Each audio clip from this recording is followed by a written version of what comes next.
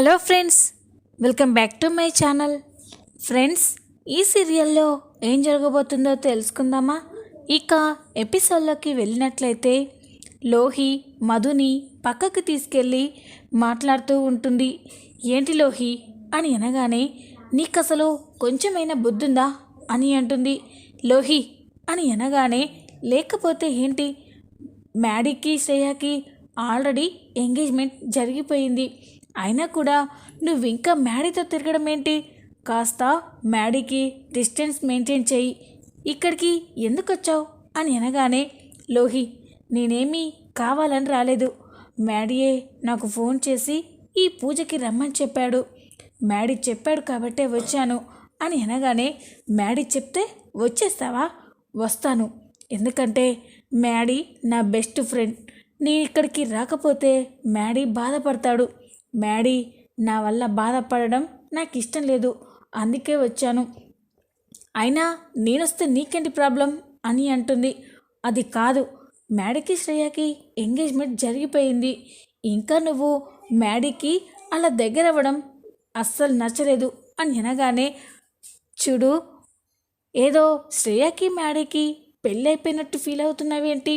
జరిగింది just engagement మాత్రమే కదా అని అనగానే లోహి షాక్ అయిపోతుంది. అంటే అని అంటూ ఉంటే, ఏంటి లోహి ఇంకా అర్థం కాలేదా? మ్యాడీకి శ్రేయతో ఎంగేజ్మెంట్ జరిగినా, ఇప్పుడు ఈ మాంగళ్య పూజ జరిగినా కూడా మ్యాడీ లైఫ్లోకి భార్యగా వచ్చేది నేనే, గుర్తుపెట్టుకో అని అనగానే లోహి ఒక్కసారిగా షాక్ అయిపోతుంది. మధు, ఏం చూసుకొని ఇంత ధైర్యంగా మాట్లాడుతున్నావు? చూడు లోహి, నా ప్రేమ మీద నాకు నమ్మకం ఉంది. నా ప్రేమలో ఎలాంటి కల్మషం లేదు. అదిగో ఆ అమ్మవారి సాక్షిగా చెప్తున్నాను, ఎప్పటికైనా నా మెడలో తాళి కట్టేది మ్యాడీనే అని అనగానే లోహి షాక్ అయిపోతుంది. మధు, నిన్ను అని అంటూ ఉంటే, నువ్వు నన్ను ఏం చేయలేవు లోహి. నువ్వే అన్నావు కదా నా విషయంలో జోక్యం చేసుకుంటే బాగోదు అని. ఇప్పుడు నేను కూడా అదే చెప్తున్నాను. నా విషయంలో జోక్యం చేసుకుంటే అస్సలు బాగోదు. కాదు కూడదని నా విషయంలో నువ్వు జోక్యం చేసుకున్నావే అనుకో, నేను కూడా నీ విషయంలో జోక్యం చేసుకోవాల్సి వస్తుంది అని అంటుంది. ఏంటే, ఏం చేస్తావు ఏంటి? ఇంకా అర్థం కాలేదా లోహి? ఇందాక ఏదో తెగ బిల్డప్లు ఇస్తున్నావు. ఏసీలోనే పుట్టినట్టు, ఏసీలోనే పెరిగినట్టు, ఏసీలోనే మునిగి తేలినట్టు, వరుణ్ ముందు మ్యాడీ ముందు అన్ని బిల్డప్లు ఇచ్చావు కదా. అవన్నీ ఒట్టి అబద్ధాలని మ్యాడీకి, వరుణ్కి, నాగవల్లి ఆంటీకి చెప్పానే అనుకో, అప్పుడు నీ పరిస్థితి ఏంటో ఊహించుకున్నావా? నిన్ను చీకొట్టి బయటికి ఈడ్చి పడేస్తారు. ఇంకొకసారి ఆ ఇంట్లో అడుగు పెట్టనివ్వరు అని అనగానే లోహి షాక్ అయిపోతుంది. అనవసరంగా నా విషయంలో తలదూర్చి నువ్వు ఆ పరిస్థితి తెచ్చుకోకు. పద వెళ్దాం, మన కోసం అక్కడ వెయిట్ చేస్తూ ఉంటారు అని అనగానే లోహి చాలా కోపంగా చూస్తూ ఉంటుంది. ఇది ఇలా ఉండగా మరో పక్క దేవా, నాగవల్లి ఇద్దరూ కూడా బయటికి వెళ్ళి ఇంటికి వస్తారు. ఇంట్లోకి వచ్చేసరికి వసంత, ప్రమీల హాల్లోనే ఉంటారు. ఇక నాగవల్లి, ఏంటి పెద్దక్క, ఇంకా గుడికి వెళ్ళిన పిల్లలు రాలేదా అని అనగానే, ఇంకా రాలేదు చిన్నమ్మాయి, వాళ్ళ కోసమే ఎదురు చూస్తున్నాం అని అంటూ ఉంటే, ఇక వసంత కూడా, అవునుదినా, అక్కడ పూజ అంతా సజావుగా సాగిందంట, బయలుదేరామని ఇందాకే ఫోన్ చేసి చెప్పారు, వస్తూ ఉంటారు అని అంటూ ఉంటే, ఇంతలోనే కారు వచ్చి ఇంటి ముందు ఆగుతుంది. అదిగో మాటల్లోనే వచ్చారు అని అంటూ ఉంటే అందరూ కూడా సంతోషంగా చూస్తూ ఉంటారు. ఇక మ్యాడీ, శ్రేయ, లోహి, వరుణ్లు ఇంట్లోకి వస్తారు. వాళ్ళని అలా చూసి నాగవల్లి, దేవ ఇంట్లో వాళ్ళు చాలా సంతోషంగా ఉంటారు. ఇక నాగవల్లి, నాన్న పూజ ఎలా జరిగింది అని అంటూ ఉంటే, చాలా బాగా జరిగింది మమ్మీ అని మ్యాడీ అంటాడు. ఏంటి శ్రేయ, హ్యాపీనా? చాలా హ్యాపీ అత్త, ఈరోజు ఈ పూజ కూడా చాలా బాగా జరిగింది అని అంటూ ఉంటుంది. ఇక దేవ కూడా మ్యాడీతో, సర్నాన్న బాగా అలసిపోయినట్టున్నారు, వెళ్ళి రెస్ట్ తీసుకోండి అని అనగానే ఇక మ్యాడీ అలాగే అని వెళ్తూ ఒక్కసారిగా దేవతో మాట్లాడుతూ ఉంటాడు. డాడ్ అని పిలవగానే, ఏంటి నాన్న అని అంటాడు. డాడ్, నాకు ఆ గుళ్ళో మీ చిన్నప్పటి ఫ్రెండ్ కనిపించాడు, మీ గురించి అడిగాడు కూడా అని అనగానే దేవా నాగవల్లి ఇంట్లో వాళ్ళంతా కూడా ఆశ్చర్యపోయి చూస్తూ ఉంటారు. ఏంటి నాన్న, ఆ గుళ్ళో మీ నాన్నకు ఫ్రెండ్ కనిపించడం ఏంటి అని అంటూ ఉంటే, అవును మమ్మీ, చాలా రోజుల నుంచి నాన్న అతనికి తెలుసంట అని అడుగుతూ ఉంటాడు. ఇక దేవా, ఎవరు నాన్న అతను అని అడుగుతూ ఉంటే, అతని పేరు తిలక్ అని చెప్పాడు డాడ్. 25 సంవత్సరాల క్రితం మీరు ఆయన చాలా బెస్ట్ ఫ్రెండ్స్ అంట కదా అని అనగానే దేవా ఒక్కసారిగా షాక్ అయిపోతాడు. తిలక్ పేరు వినగానే దేవా పిడుగు పడినట్లుగా స్టన్ అయిపోయి చూస్తూ ఉంటాడు. తిలక్తో గడిపిన క్షణాలని గుర్తు చేసుకుంటూ చాలా కంగారు పడుతూ ఉంటాడు.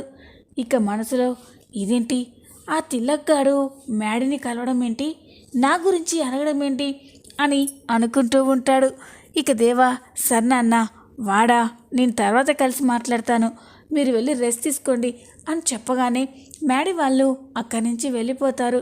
ఇక దేవా చాలా టెన్షన్గా రూమ్లోకి వెళ్ళి ఆలోచిస్తూ ఉంటాడు. తిలక్ని తను ఎంతగా మోసం చేశాడో అవన్నీ గుర్తు చేసుకుంటూ ఉంటాడు.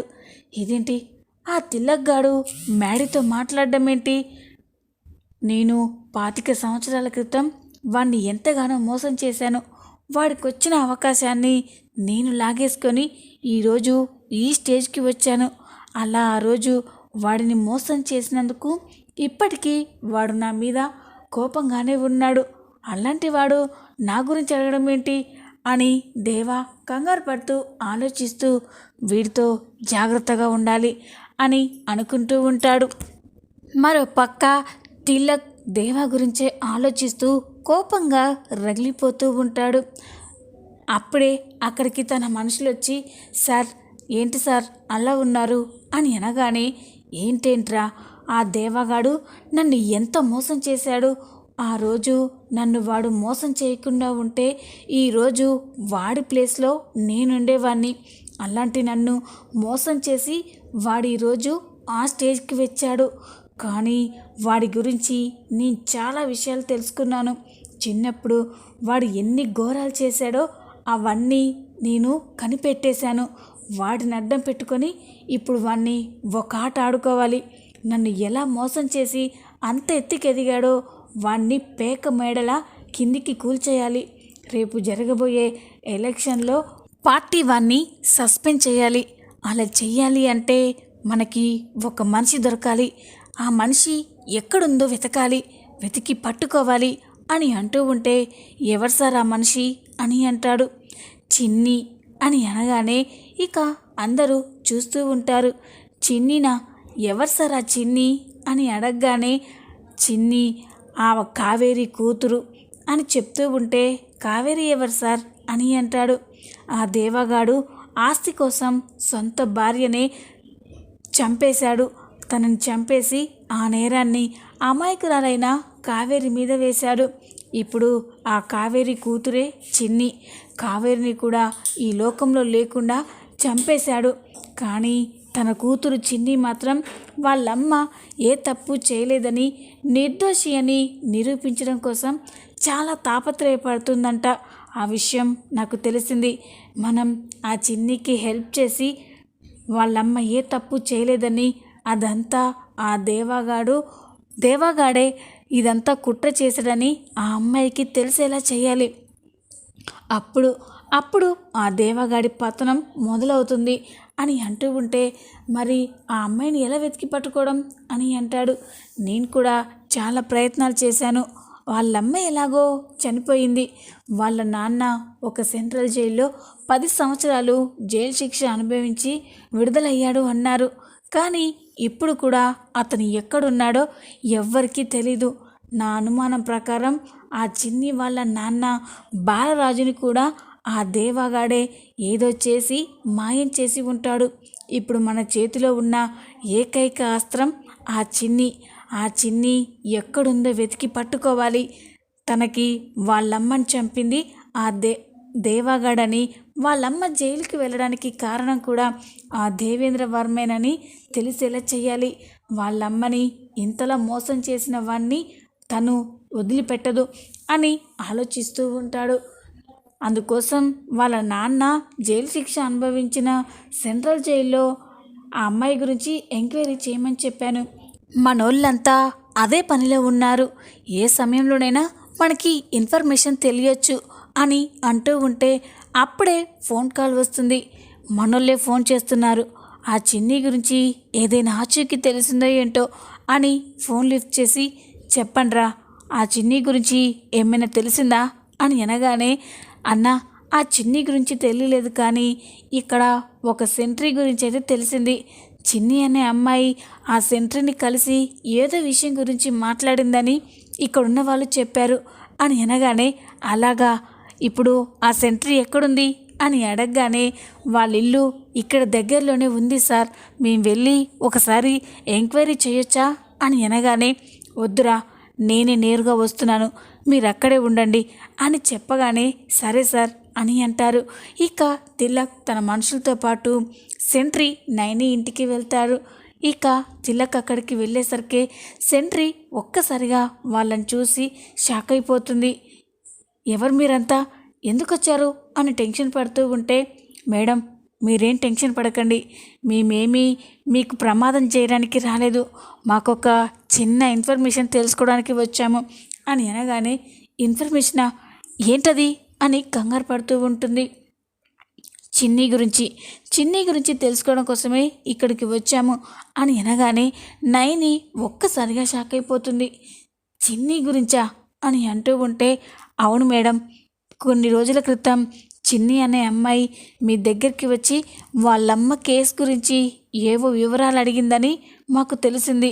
తను ఎందుకు వచ్చింది, ఏం మాట్లాడింది అని అంటూ ఉంటే, ఇక నైని టెన్షన్ పడుతూ, లేదు, నాకు చిన్ని ఎవరో తెలీదు, ఆ అమ్మాయి నాతో ఏం మాట్లాడలేదు అని అంటూ ఉంటే, ఎందుకు మేడం మీరంతలా టెన్షన్ పడుతున్నారు, మేము ఆ అమ్మాయికి ఎలాంటి హాని తలపెట్టాం, మేము కూడా తనకి సహాయం చేయడం కోసమే ఈ ప్రయత్నం చేస్తున్నాం, వాళ్ళమ్మ నిజంగా ఏ తప్పు చేయలేదు, అది నిరూపించడం కోసమే మేము కూడా చూస్తున్నాం, మీరొక్కసారి ఆ అమ్మాయి అడ్రస్ చెప్పండి, నేను అక్కడికి వెళ్ళి తనతో అసలు వాళ్ళ అమ్మని ఇంతలా ఎవరు మోసం చేశారో నేను చెప్తాను అని అనగానే నైని ఆలోచిస్తూ ఉంటుంది. మేడం, నన్ను నమ్మండి అని అనగానే, సరే, మీరు ఇంతలా చెప్తున్నారు కాబట్టి నేను ఆ అమ్మాయి గురించి చెప్తాను అని అనగానే ఇక తిలక్ అయితే చాలా సంతోషపడుతూ ఉంటాడు. అప్పుడే నయని మధుకి ఫోన్ చేస్తుంది. మధు కూడా చాలా బాధపడుతూ ఆలోచిస్తూ ఉంటే నయని నుండి ఫోన్ రాగానే, ఇదేంటి, సెంట్రీ నయని ఆంటీ ఫోన్ చేస్తుంది, అమ్మ గురించి ఏమైనా ఇన్ఫర్మేషన్ తెలిసి ఉంటుందా అని ఫోన్ లిఫ్ట్ చేసి, చెప్పండి నయని ఆంటీ అని అంటుంది. అమ్మ చిన్ని, నీకొక ముఖ్యమైన విషయం మాట్లాడాలి, వెంటనే నేను చెప్పిన చోటికి రామ్మా అని అనగానే, ఏంటాంటీ అని అంటుంది. అమ్మ, ముందు నేను చెప్పిన చోటికి రా అని చెప్పగానే ఇక మధు సరే ఆంటీ అని నయని చెప్పిన చోటుకే వెళ్తుంది. మధు అక్కడికి వెళ్ళేసరికి నయని, తిలక్ తన మనుషులంతా కూడా అక్కడే మధు కోసం ఎదురు చూస్తూ ఉంటారు.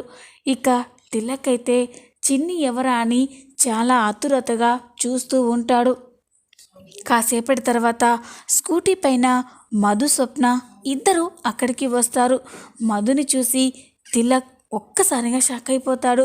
ఆ రోజు గుళ్ళో ఆ దేవేంద్ర వర్మ కొడుకు పక్కన ఉన్న ఈ అమ్మాయి ఇక్కడికి వచ్చిందేంటి అని ఆలోచిస్తూ ఉంటాడు. ఇక మధు కూడా నయని దగ్గరికి వచ్చేసరికి అక్కడ తిలక్ కనిపిస్తాడు. తిలక్ని చూసి మధు కూడా షాక్ అయిపోతుంది. ఇతను ఆ రోజు గుళ్ళో మ్యాడీతో మాట్లాడాడు కదా, దేవా అంకుల్ ఫ్రెండ్ అని కూడా చెప్పాడు, ఇతనేంటి ఇక్కడున్నాడు అని అనుకుంటూ ఉంటుంది.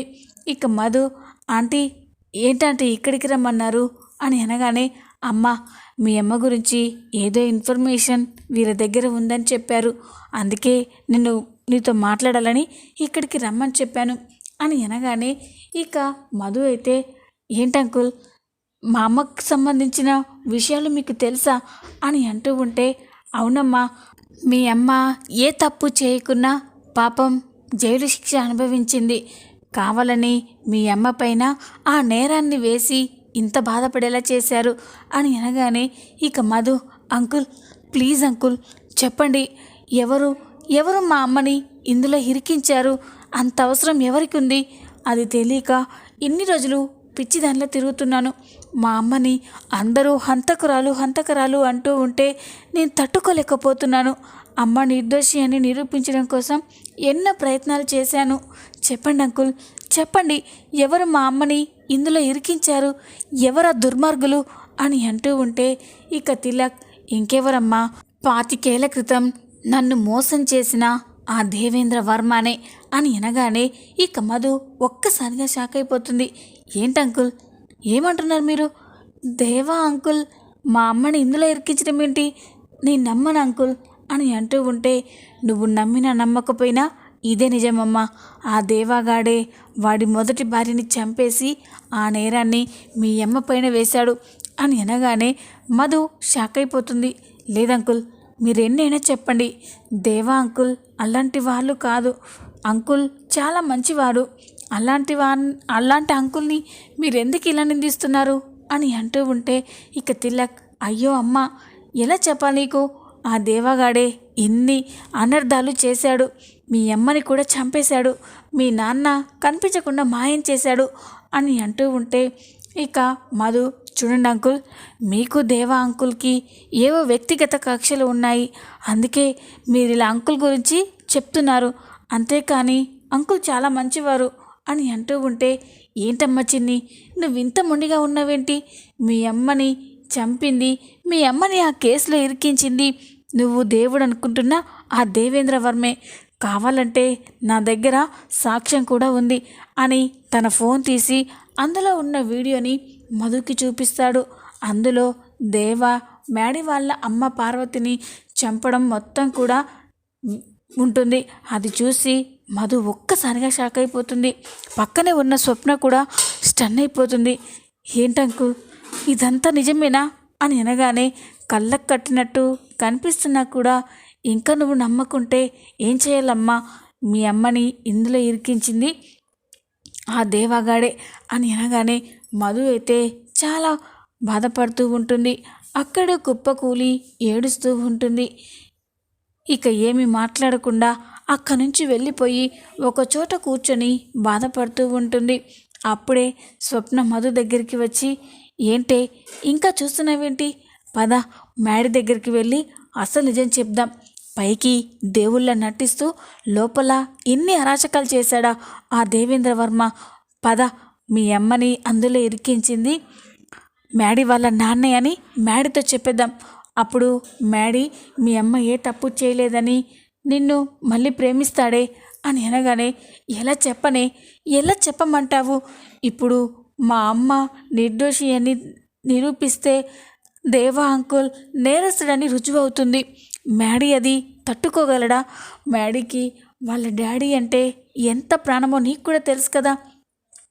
అలాంటి తన తండ్రి ఇంత హరాచకం చేశాడని, ఇన్ని ఘోరాలు చేశాడని తెలిస్తే మేడీ ఎలా తట్టుకోగలడే అని అంటూ ఉంటే ఇక స్వప్న, ఏంటే మరి ఇప్పుడు ఏం చేయాలనుకుంటున్నావు? మేడీకి మీ అమ్మ ఏ తప్పు చేయలేదు అని తెలిస్తే తప్ప మళ్ళీ నిన్ను ప్రేమించడు. ఇప్పుడు అది చెప్తే మేడీ బాధపడతాడు అంటున్నావు. ఇప్పుడు ఏం చేయాలనుకుంటున్నావే అని అంటూ ఉంటే, అదే నాకు అర్థం కావట్లేదు స్వప్న. మా అమ్మ నిర్దోషి అని నిరూపించాలి, కానీ మేడీ బాధపడకూడదు అని అంటూ ఉంటే ఇక స్వప్న చూస్తూ ఉంటుంది. ఇక మధుకి దేవా పైన చాలా కోపం వస్తుంది. పైకి మంచి వాళ్ళ నటిస్తూ ఇంత ఘోరాలు చేస్తాడా? అంటే ఇప్పుడు మా అమ్మని చంపింది కూడా ఆ దేవానే, మా నాన్నని మాయం చేసింది కూడా ఆ దేవానే. ఇప్పుడే వెళ్ళి తేల్చుకుంటాను అని మధు అయితే దేవా ఆఫీస్కి వెళ్తుంది. కోపంగా అక్కడికి మధు వెళ్ళేసరికి అక్కడే ఉన్న వాళ్ళంతా కూడా మధుని అడ్డుకుంటూ ఉంటారు. ఒకసారి నేను మీ దేవా సార్ని చూడాలి అని అంటూ ఉంటే, చూడమ్మా, నేను లోపలికి పంపించడానికి వీల్లేదు. సార్ ఇప్పుడు ఇంపార్టెంట్ విషయాలు డిస్కస్ చేస్తున్నారు అని అనగానే, ఇది అంతకంటే ఎక్కువ ఇంపార్టెంట్ విషయం, నేను మీ దేవా సార్ని కలవాలి అని అంటూ ఉంటే ఇక వాచ్మెన్ అడ్డుకుంటూ ఉంటాడు. ఇదంతా కూడా దేవా కిటికీలో నుండి చూస్తూ ఉంటాడు. మధు కోపంగా ఉండడం చూసి, ఇదేంటి ఈ మధు ఇక్కడికి ఎందుకు వచ్చింది? తనని చూస్తుంటే చాలా కోపంగా కనిపిస్తుంది.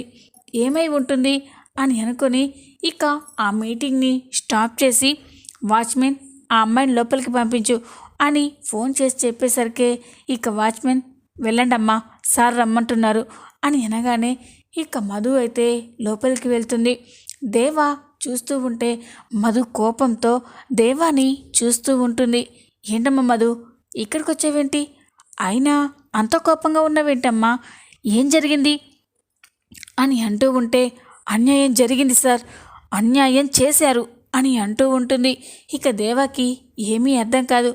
ఎవరికి అన్యాయం జరిగింది, ఎవరు చేశారమ్మా అని అడుగుతూ ఉంటే ఇక మధు, ఒక పెద్ద మనిషి చేశారు సార్, ఒకరిని హత్య చేసి ఆ హత్యని అమాయకురాలైన ఒక ఆడదానిపైన వేశారు. పాపం తను ఏం చేయలేని నిస్సహాయ స్థితిలో శిక్ష పడి జైలు శిక్ష కూడా అనుభవించింది. అలా కూడా వదిలేయకుండా ఆవిడ బయటికి వచ్చాక తను చేసిన అరాచకాలు ఎక్కడ బయటపడతాయో అని తనని కూడా చంపేశారు సార్ అని అనగానే దేవా షాక్ అయిపోతాడు.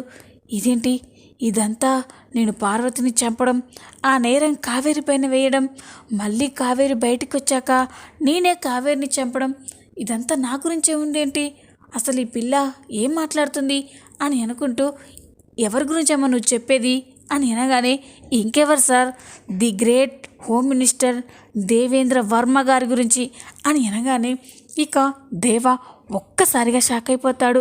ఇక వెంటనే చైర్లోంచి లేచి నిల్చొని చెమటలు తుడుచుకుంటూ ఉంటాడు. ఏంటమ్మా, ఏం మాట్లాడుతున్నావు? నేను హత్య చేయడం ఏంటి, అది ఎవరిపైన వేయడం ఏంటి, మళ్ళీ వాళ్ళని చంపడం ఏంటి, ఏం మాట్లాడుతున్నావు? పిచ్చి పిచ్చిగా ఉందా? మా మ్యాడీ బెస్ట్ ఫ్రెండ్ అని నీకు కాస్త చనివించాను, మరి ఇలా చంకనెక్కుతావా అని అనగానే, ఏంటి సార్ మీ గురించి అనేసరికి అంతలా కోపం వస్తుంది, చెమటలు కూడా పడుతున్నాయేంటి అని అంటూ ఉంటే దేవా అయితే షాక్ అయిపోయి చూస్తూ ఉంటాడు. చూద్దాం, రాబోయే ఎపిసోడ్స్ ఇంకా ఇంట్రెస్టింగ్గా ఉండబోతున్నాయి. ఈ వీడియో మీకు నచ్చినట్లయితే లైక్ చేయండి, సబ్స్క్రైబ్ చేసుకోండి. Thanks for watching.